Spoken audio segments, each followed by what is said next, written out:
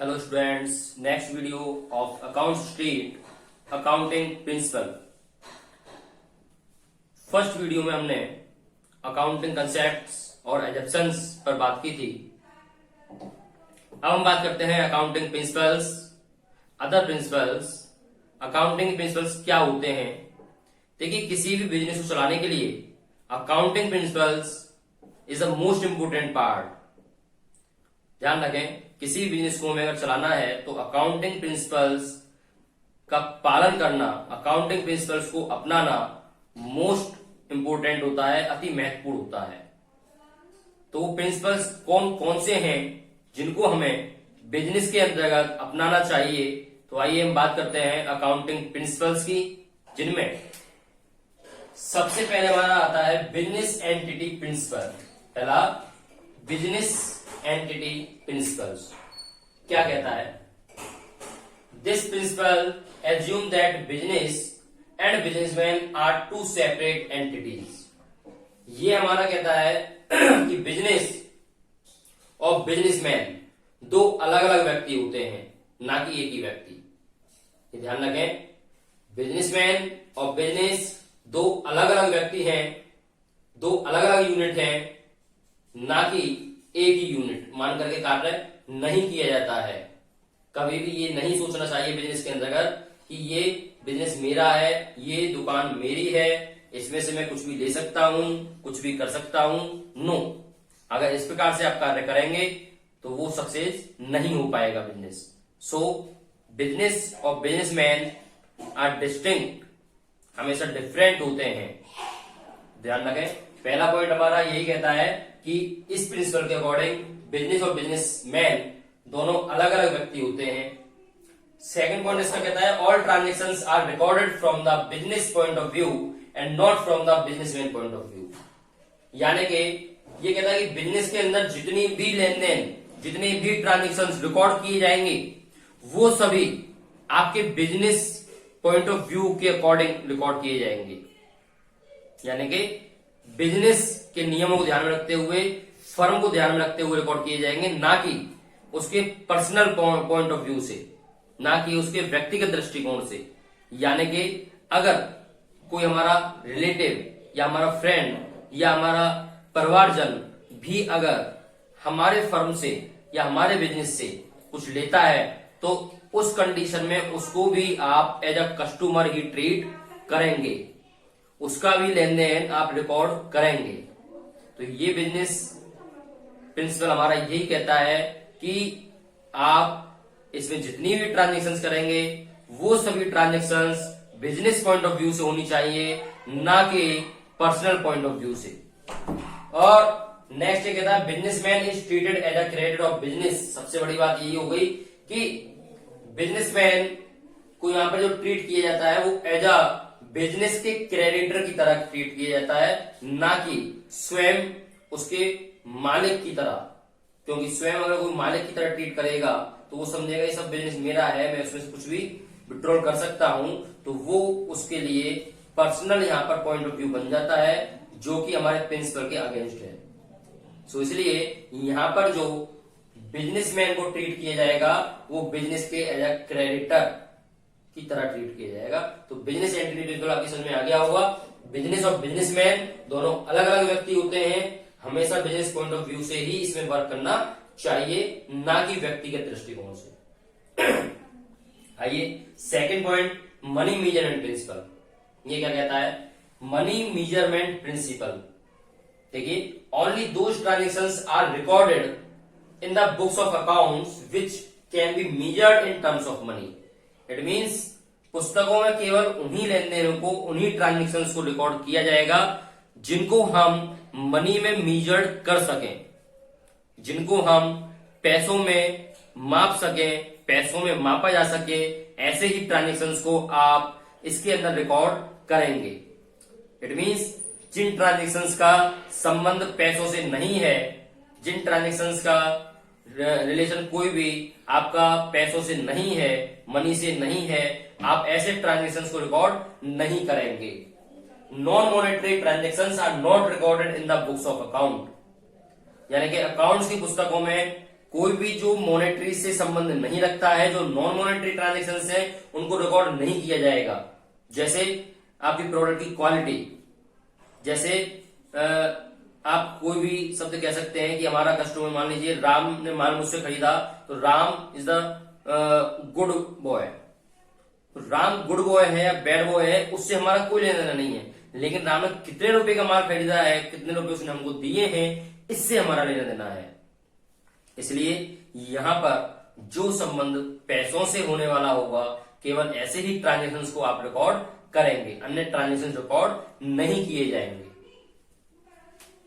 Next is accounting period principle. Third principle हमारा होता है अकाउंटिंग पीरियड प्रिंसिपल। ये क्या कहता है, आइए देखिए। Life of business is indefinite. जो बिजनेस की जीवन होता है, बिजनेस का जो जीवन होता है वो अनिश्चितकालीन होता है, यानी कोई ये सोच कार्य नहीं करता है कि मुझे केवल 6 महीने काम करना है या 1 साल कार्य करना है। बिजनेस हमेशा एक लंबे समय के लिए बिजनेस होता है। So indefinite life is divided into periodic intervals, each interval is known as accounting period. तो ये कहता है कि ये जो इंडेफिनिट लाइफ होती है, इसकी जो अनिश्चितकालीन इसका जो जीवन होता है, उसको कुछ छोटे छोटे भागों में बांट दिया जाता है, और ये जो छोटे छोटे भागों में बांटा जाता है, यही हमारे अकाउंटिंग पीरियड्स कहलाते हैं। एज हमारे अकाउंटिंग पीरियड मेनली कौन से होते हैं, 1 ईयर। यानी कि आप जानते हैं कि 1 साल के अंदर ही आप अकाउंटिंग पीरियड के तहत अपने अकाउंटिंग रिकॉर्ड्स कंप्लीट करते हैं, उन पर डिसीजन लेते हैं। जैसे आपने देखा होगा, हम जितने भी फाइनेंशियल अपने स्टेटमेंट तैयार करते हैं, वो सभी स्टेटमेंट हमारे अकाउंटिंग ईयर के एंडिंग में होते हैं। क्यों? क्योंकि ऐसा नहीं है कि हमने मान लीजिए बिजनेस अपने 10 साल के लिए किया और हम कहेंगे यार 10 साल बाद देखेंगे कितना प्रॉफिट कितना लॉस हुआ, तो जब तक तो हमारा लॉस इतना हो चुका होगा कि हमारा शटडाउन हो जाएगा बिजनेस का। इसलिए ऐसी कंडीशन में क्या करते हैं, हम अपने पीरियड्स, जो अकाउंटिंग पीरियड्स हैं, उनको छोटे छोटे इंटरवल्स में डिवाइड कर देते हैं, जो हमारे ज्यादातर 1 ईयर इंटरवल्स होते हैं। यानी कि 1 साल के अंदर हम अपने बिजनेस के सारे फाइनेंशियल स्टेटमेंट बना करके ये देखते हैं कि हमें कितना प्रॉफिट और कितना लॉस हो रहा है, ताकि उस लॉस से हम बच सकें। देखिए फिर आए, at the end of each accounting period and financial statements are prepare to know the profitability and financial position of the business. यानी बिजनेस की फाइनेंशियल पोजीशन क्या है, उसकी प्रॉफिटेबिलिटी क्या है, कितना प्रॉफिट हो रहा है, कितना लॉस हो रहा है, इन सभी को जानने के लिए हम प्रत्येक ईयर के एंडिंग में फाइनेंशियल स्टेटमेंट तैयार करते हैं, जिससे सारी जानकारी हमें आसानी से प्राप्त हो जाती है। तो ये तीनों प्रिंसिपल आपकी समझ में आ गए होंगे, business entry principle, money management principle and accounting period principle. Okay, तो अब हम चलते हैं अपने फोर्थ प्रिंसिपल पर। फोर्थ प्रिंसिपल हमारा है फुल डिस्क्लोजर प्रिंसिपल। देखिए नाम से ही आपको पता चल रहा होगा, full disclosure principle. It means क्या कहता है ये, according to this principle should be complete and understandable reporting on the financial statements. यानी फाइनेंशियल स्टेटमेंट्स पर कंप्लीटली रिपोर्टिंग, ऐसी रिपोर्टिंग जो आसानी से समझ में आ सके, इस प्रकार की रिपोर्टिंग हमें अपनी बुक्स ऑफ अकाउंट्स में नोट करनी चाहिए। इट मीन्स इस प्रिंसिपल के अकॉर्डिंग हमारा जितना भी लेन देन हुआ है, जितनी भी ट्रांजेक्शन्स हैं, उन सभी ट्रांजेक्शन्स को, उसके सभी फाइनेंशियल स्टेटमेंट्स को आप कंप्लीटली रिकॉर्ड करें, और इस प्रकार से रिकॉर्ड करें कि आसानी से उन्हें समझा जा सके। Disclosure of material information will result in better understanding. It means अगर कोई भी हमारा मटेरियल इंफॉर्मेशन है और उसको हम डिस्क्लोजर करते हैं, पूरा विस्तृत रूप से उसे हम लिखते हैं, तो आसानी से हम उसके रिजल्ट को भी समझ पाएंगे। इट मीन्स अगर मान लीजिए हमारी कंपनी में लॉस हो रहा है या हमारा टर्नओवर लो हो रहा है, तो ऐसी कंडीशन में आप क्या करेंगे, तो उसका रीजन हमारे पास होना चाहिए। तो इसलिए जब हम उसे रिकॉर्ड कर रहे होंगे तो उसका रीजन भी वहां पर रिकॉर्ड होना चाहिए, वो कंप्लीटली रिकॉर्ड हो, ताकि आसानी से समझा जा सके कि ये लॉ में क्यों जा रहा है, इसकी हानि क्यों हो रही है। इसलिए वो कहता है कि जितनी भी आपकी ट्रांजेक्शन्स हैं, जितनी भी आपके फाइनेंशियल स्टेटमेंट्स हैं, उन सभी को आप क्लियरली और कंप्लीटली रिकॉर्ड करें। Fifth principle is materiality principle. देखिए मेटेरियलिटी प्रिंसिपल क्या कहता है हमारा, यानी कि मेटेरियल आप जानते हैं, मेटेरियल किसी वस्तु या पदार्थ को हम कह सकते हैं। तो ये क्या कहता है, only those transaction should be recorded which are material और relevant for the determination of income of the business. यानी कि बिजनेस की इनकम से संबंधित जितनी भी इंफॉर्मेशन हो वो इंफॉर्मेशन ही रिकॉर्ड होनी चाहिए। ऐसी वस्तु, ऐसे मटेरियल जो हमारे बिजनेस को रेलिवेंट करते हो, ऐसे ही मटेरियल या ऐसे मटेरियल की इंफॉर्मेशन ही उसके अंदर रिकॉर्ड होनी चाहिए।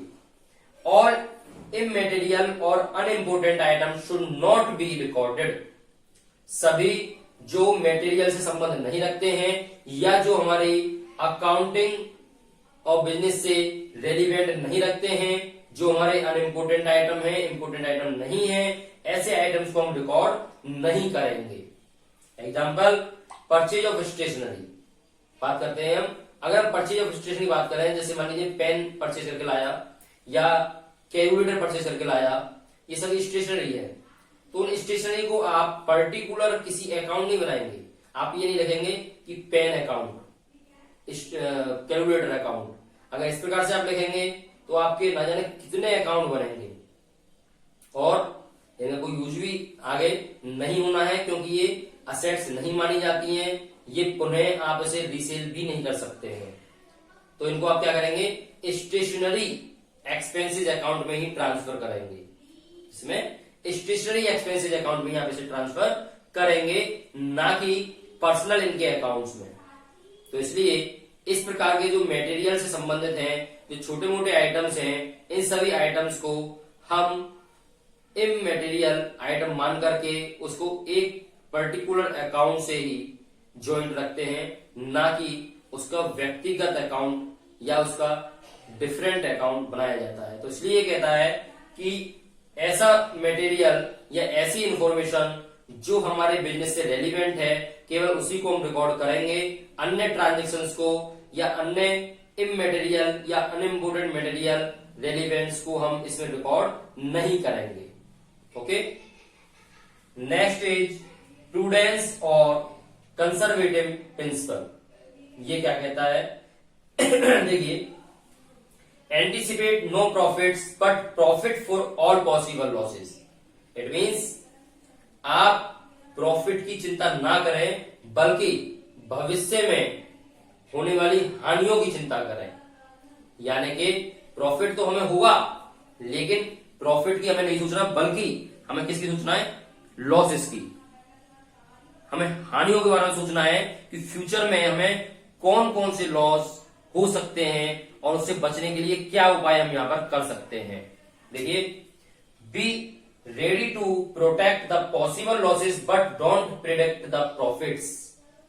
यानी कि ये कहता है कि फ्यूचर में होने वाले संभावित हानियों को, पॉसिबल लॉसेस से यानी बचने के लिए हमारे पास क्या उपाय होने चाहिए। हम क्या ऐसा करें कि अगर भविष्य में हमें ये लॉस हो जाए तो हम उस लॉस से आसानी से उभर पाए। ये हमारे नोटिस में होना चाहिए, हमारे माइंड में क्लियर होना चाहिए, क्योंकि अगर हम इसको लॉस को अपने माइंड में नहीं रखेंगे, पता पड़ा फ्यूचर में अचानक लॉस हो गया जिसकी हमें उम्मीद नहीं थी, जिससे बचने के हमने उपाय नहीं सोचे थे, तो ऐसे लॉस क्या करेंगे, सीधा हार्ट अटैक। तो जो सीधा अटैक ना करे, उस लॉस को वहीं की वहीं थामा जा सके, उस लॉस को हमें माइंड में पहले ही रख करके आगे कार्य करना चाहिए, ताकि फ्यूचर में अगर लॉस होता भी है तो आसानी से हम उस लॉस से बच सके। Okay, for example provision for bad debts and provision for depreciation. It means ये ऐसे लॉसेज हैं जो हर किसी बिजनेसमैन को पता होती है। प्रोविजन फॉर बैड डेब्ट्स यानी कि कोई हमारा डेटर्स पैसा नहीं देता है, वो हमारा पैसा लेकर भाग गया, किसी कस्टमर ने हमारा पैसा नहीं दिया, उधार पैसा नहीं मिला, तो क्या होगा। तो इसके लिए हम पहले ही एक संग्रह करके रखते हैं, प्रोविजन बना के रखते हैं, जिसे प्रोविजन फॉर बैड डेब्ट्स के नाम से जानते हैं। या जितनी भी हमारी एसेट्स हैं, आप जानते हैं सभी एसेट्स रिड्यूजेबल होती हैं, यानी कि दिन प्रतिदिन वो रिड्यूज होती रहती हैं, ईयर आफ्टर ईयर उन पर डेप्रिसिएशन लगता है। तो ऐसे डेप्रिसिएशन से, ऐसे लॉसेस से बचने के लिए हम प्रोविजन फॉर डेप्रिसिएशन अकाउंट भी मेंटेन करते हैं। तो इस प्रकार के हम लॉसेस से बचने के लिए अपने पास प्रोविजन रख सकते हैं, कलेक्शन कर सकते हैं, संग्रह कर सकते हैं, ताकि फ्यूचर में होने वाले लॉसेस से बचा जा सके। Okay, got it. तो ये तीनों प्रिंसिपल भी आपकी समझ में आगे होंगे आसानी से। Full disclosure principle, materiality principle और प्रूडेंस प्रिंसिपल। ओके, आइए तो अब चलते हैं अपने 7th प्रिंसिपल पर, प्रिंसिपल नंबर 7 पर आइए। 7th प्रिंसिपल हमारा है कॉस्ट कंसेप्ट और हिस्टोरिकल कॉस्ट प्रिंसिपल। देखिए ये प्रिंसिपल क्या कहता है, all business transactions are recorded at their cost price. It means जितनी भी आपकी ट्रांजेक्शंस होंगी उन सभी को आप कॉस्ट प्राइस पर ही रिकॉर्ड करेंगे। All business assets are recorded in the books at cost as a purchase price. It means ये कह रहा है जितनी भी हमारी बिजनेस की असेट्स होंगी, जितने रुपए में आपने वो असेट्स परचेज की हैं, आप उनको उतने ही कॉस्ट पर अपनी पुस्तकों में शो कराएंगे। इट मीन्स आपने मान लीजिए कोई भी मशीनरी खरीदी और वो मशीनरी की कीमत मार्केट में 50,000 रुपीज की है, लेकिन आपने वो मशीनरी 45,000 रुपीज में किसी भी रीजन से खरीद ली, तो ऐसी कंडीशन में आप अपनी पुस्तकों में 45,000 रुपीज ही शो कराएंगे, ना कि 50,000 रुपीज। आपको मार्केट वैल्यू से कोई लेना देना नहीं होगा। आपको मतलब किससे है, उस कॉस्ट प्राइस से है जितनी कॉस्ट आपने उसको एक्वायर करने के लिए दी है, परचेज करने के लिए। देखिए, एनी इंक्रीज और decrease in the market price is not considered. It means चाहे मार्केट प्राइस इंक्रीज हो रहा हो या डिक्रीज हो रहा हो, आप उसे कंसीडर नहीं करेंगे। जैसे मान लीजिए मैंने एक जमीन खरीदी जिसकी कीमत 1 लाख रुपीज की उस समय थी जब मैंने वो जमीन खरीदी थी, लेकिन फ्यूचर में आफ्टर 2 इयर्स और 3 इयर्स उसकी जो कीमत है वो 1 लाख की बजाय 5 लाख हो चुकी थी। It means 4 lakh rupees increase हो चुके। तो ऐसा नहीं है कि अब मैं अपनी बैलेंस शीट में जाकर या फाइनेंशियल स्टेटमेंट में जाकर के वहां से 1 लाख को मिटाऊंगा और 5 लाख कर दूंगा। नो, बल्कि जितने रुपए मैंने उसके लिए पेड किए थे, जितनी कॉस्ट मैंने अपनी पुस्तकों में दिखाई हुई है, वही कॉस्ट उसकी रहेगी। किसी भी इंक्रीमेंट या डिक्रीमेंट से मेरा कोई लेना देना नहीं होना चाहिए। यही हमारा प्रिंसिपल कहता है, if nothing is paid to acquire an assets, the same will not be recorded as an assets. It means ऐसी कोई भी assets जिसके लिए आपने पेमेंट नहीं किया है, ऐसी assets की आप कोई भी कीमत या कोई भी ट्रांजेक्शन अपनी पुस्तकों में शो नहीं करेंगे। जैसे एग्जांपल ले लेते हैं, हम रोड पर चल रहे हैं और रोड पर चलते चलते अगर मुझे कोई गोल्ड पा गया है तो उस गोल्ड को मैं अपनी पुस्तकों में शो नहीं कराऊंगा, क्योंकि उसके लिए मैंने कोई भी पेमेंट नहीं किया है।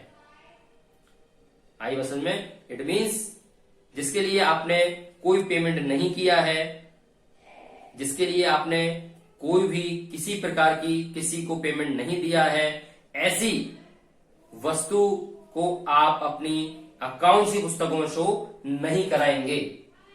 या जैसे एग्जांपल में मैंने दिया है, जैसे like as a self generated goodwill या managerial skills etcetera etcetera. It means self generated goodwill वो गुडविल है, ऐसी गुडविल जिससे व्यक्ति स्वयं कमाता है। धीरे धीरे धीरे धीरे व्यक्ति जब अच्छी क्वालिटी देता है मार्केट में तो उसका नाम बढ़ता हुआ चला जाता है और उसी के द्वारा उसकी सेल इंक्रीज होती चली जाती है। तो ये क्या है, सेल्फ जनरेटेड गुडविल है। और इस प्रकार की गुडविल को आपने कहीं से खरीदा नहीं है, कहीं पर पेमेंट नहीं किया है, इसलिए इसको हम पुस्तकों में शो नहीं कराएंगे। तो ध्यान रखें, पुस्तकों में केवल वही यहाँ पर शो कराई जाएगी जिसके लिए आपने पैसा दिया है, पेमेंट किया है। इट मीन्स कोई भी बिजनेस ट्रांजेक्शंस को आप कॉस्ट प्राइस पे शो कराएंगे, किसी भी एसेट्स को आप कॉस्ट प्राइस पे शो कराएंगे जिसके लिए आप पेमेंट कर चुके हैं।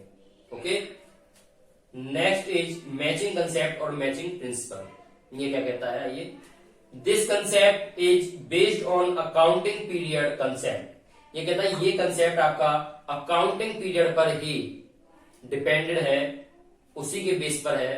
क्यों है देखते हैं। Matching means association of revenue with related expenses. It means period principle आपका क्या था कि आप इंडेफिनिट लाइफ, जो एंटरप्राइज की इंडेफिनिट लाइफ है, उसको आप इंटरवल्स में डिवाइड कर दीजिए। ये कहता था।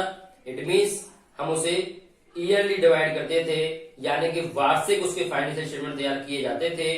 तो वार्षिक जो फाइनेंशियल स्टेटमेंट तैयार किए जाएंगे वो कह रहा है कि उसी वर्ष से संबंधित आपके सारे इनकम्स और सारे एक्सपेंसेस ही इसमें लिखे जाएंगे, यानी कि उस ईयर से रिलेटेड ही केवल रेवेन्यूज और उस ईयर से रिलेटेड ही केवल एक्सपेंसेस इसमें लिखे जाएंगे, और दोनों को मैच करके वहां से आप प्रॉफिट और लॉस फाइंड आउट कर सकते हैं।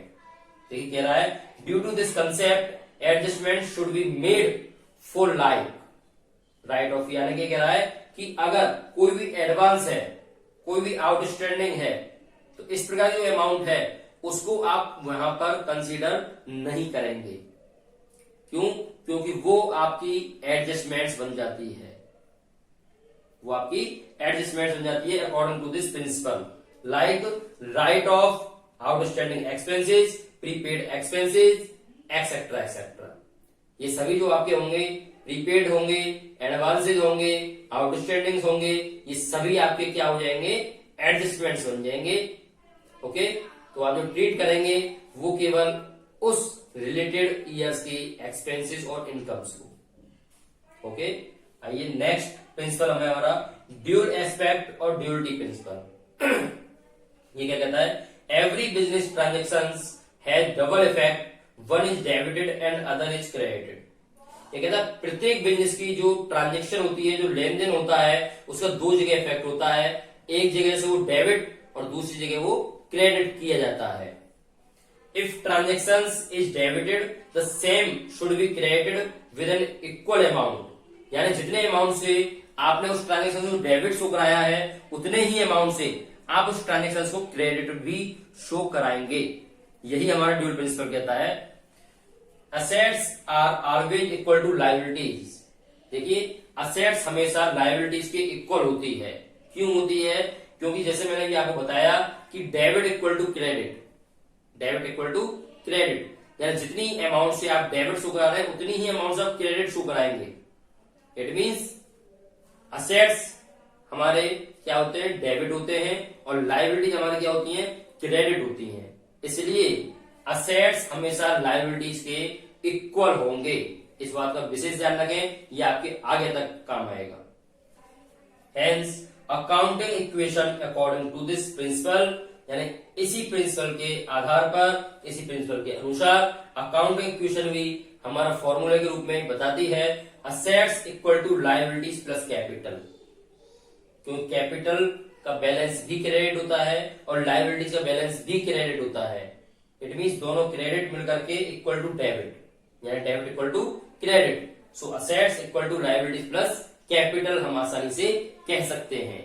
ये फॉर्मूला भी अभी आपको अगले चैप्टर में पढ़ने को मिलेगा बहुत ही डीपली। तो यहां पर आपको समझ में आ गई होगी ड्यूल एस्पेक्ट प्रिंसिपल, यानी कि जहां पर किसी भी ट्रांजेक्शन को आप दो भागों में डिवाइड करके लिखते हैं, एक डेबिट में और एक क्रेडिट में। जितनी अमाउंट डेबिट में आपने शो कराई है उतनी अमाउंट आप क्रेडिट में भी शो कराएंगे। ओके, तो ये तीनों प्रिंसिपल आपके क्लियर हो गए होंगे, cost concept, matching and duality principle. Okay, आइए अब चलते हैं principle number 10, revenue recognition concept. It means क्या कहता है ये प्रिंसिपल, देखिए, revenue is considered as being earn on the date when goods are sold whether money is received or not। It means जिस डेट में आपने माल बेचा है, जिस डेट में आपने सेल किया है, आप उसी डेट में उसको अपनी अकाउंट्स की पुस्तकों में रिकॉर्ड करेंगे, चाहे उसका पैसा प्राप्त हुआ हो या नहीं हुआ हो। प्राप्त नहीं हुआ है तो फ्यूचर में प्राप्त हो जाएगा, वो क्रेडिट माना जाएगा, और हो चुका है तो वेल एंड गुड, बहुत अच्छी बात है। इसलिए जिस दिन भी आप सेल कर रहे हैं उसी दिन आप अपनी पुस्तकों में इसको रिकॉर्ड करेंगे कि हमने इतने रुपए का माल बेच दिया है, सेल हमारी इतने रुपए की हुई है, चाहे उसका पैसा हमें प्राप्त हुआ है या नहीं हुआ है, इससे हमारा कोई लेना देना नहीं होगा। ओके, देखिए कह रहा है for example sales on approval not recorded as a revenue until approved by customer. It means जब तक कस्टमर आपसे ये ना कह दे कि यस मैंने ये आपका प्रोडक्ट परचेज कर लिया है, तब तक आप उसे रिकॉर्ड नहीं करेंगे। लाइक एजा मेरी लैपटॉप की दुकान है, लैपटॉप की शॉप है, और मान लीजिए मेरा फ्रेंड आता है और कहता है यार ये लैपटॉप अच्छा लग रहा है आपका सोनी का, कितने का दे रहे हो? मैंने बोला ये लैपटॉप 30,000 का है, यार मेरा इसे परचेज करने का मन है, तो मैंने बोला ले लो। उसने बोला कि नहीं, मैं एक बार अपने घर पर अपने पापा जी को दिखा लूं, उसी के बाद मैं इसको लूंगा। तो वो लैपटॉप में दुकान से घर ले गया है दिखाने के लिए, लेकिन उसने अभी तक ये नहीं कहा है कि यस मैं इसको परचेज कर लूंगा, उसने अप्रूव्ड नहीं किया है। तो इट मीन्स जब तक वो कंफर्म ये नहीं कह देगा कि यस मैं इसे परचेज कर रहा हूं या कर लूंगा, मैंने ये परचेज कर लिया है, तब तक मैं अपनी पुस्तकों में इसे रिकॉर्ड नहीं करूंगा। तो यही हमारा सेल्स ऑन अप्रूवल होता है कि जब तक कस्टमर अपना फुली अप्रूवल ना दे तब तक हम उसे पुस्तकों में रिकॉर्ड नहीं करेंगे। Got it? तो अभी समझ में आ गया होगा रेवेन्यू रिकॉग्निशन कंसेप्ट, यानी कि हम जो सेल कर रहे हैं जिस दिन भी कर रहे हैं उसी दिन की डेट में हम उसको शो कराएंगे। Next principle and last principle is verifiable objective concept. Verifiable objective concept क्या कहता है? सीधा सा आपको समझ में आ रहा होगा इसका कि ऐसा कंसेप्ट जिसका उद्देश्य वेरीफाई करना हो। देखिए, this concept holds that accounting should be free from personal bias. हम पहले ही पढ़ चुके हैं बिजनेस एंटिटी प्रिंसिपल में इसको, यानी कि ये प्रिंसिपल क्या कहता है कि अकाउंटिंग प्रिंसिपल्स हमारे व्यक्तिगत दृष्टिकोण से नहीं होने चाहिए, वो व्यक्तिगत दृष्टिकोण से मुक्त होने चाहिए, केवल बिजनेस पॉइंट ऑफ व्यू पर आधारित होने चाहिए, उसी के आधार पर सारी ट्रांजेक्शंस रिकॉर्ड होनी चाहिए। उसी चीज को ये कह रहा है, this concept holds that accounting should be free from personal bias. All accounting transactions should be evidenced and supported by business documents। यानी कि बिजनेस डॉक्यूमेंट्स के द्वारा ये सभी अकाउंटिंग ट्रांजेक्शंस को सपोर्ट करते हैं और एज एविडेंस के रूप में भी कार्यरत होते हैं। फ्यूचर में अगर कहीं कोई गड़बड़ी होती है, कोई गड़बड़ झाला होता है, तो वहां पर जो हमारे पास ट्रांजेक्शंस रिकॉर्ड हैं, उन ट्रांजेक्शंस के आधार पर आप उस गड़बड़ से बाहर आसानी से निकल सकते हैं। उसको एज एविडेंस आप कहीं पर भी प्रेजेंट कर सकते हैं। तो इसलिए हमारा लास्ट प्रिंसिपल जो हमारा है वेरीफाइबल प्रिंसिपल, ये हमारा क्लियर ये कहता है कि आपकी ट्रांजेक्शंस सभी बिजनेस पॉइंट ऑफ व्यू से लिखी जानी होनी चाहिए, पर्सनल बायस नहीं होनी चाहिए, ताकि आसानी से उसको फ्यूचर में आप एज एविडेंस यूज में ले सके, कहीं पर कोई दिक्कत आपको नहीं आए। तो ये सभी आपके अकाउंटिंग प्रिंसिपल से आई होप आपकी सभी के समझ में आ गए होंगे। इन 11 प्रिंसिपल्स को आप अच्छे से रीड कर लें और अपनी कॉपी में भी मेरे स्क्रीनशॉट लेकर के आप नोट कर सकते हैं। ओके, तो आपको वीडियो पसंद आई हो, प्रिंसिपल समझ में आए हो तो लाइक करें, सब्सक्राइब करें और शेयर करना ना भूलें। नेक्स्ट वीडियो मिलते हैं अगले टॉपिक के साथ। Thank you so much.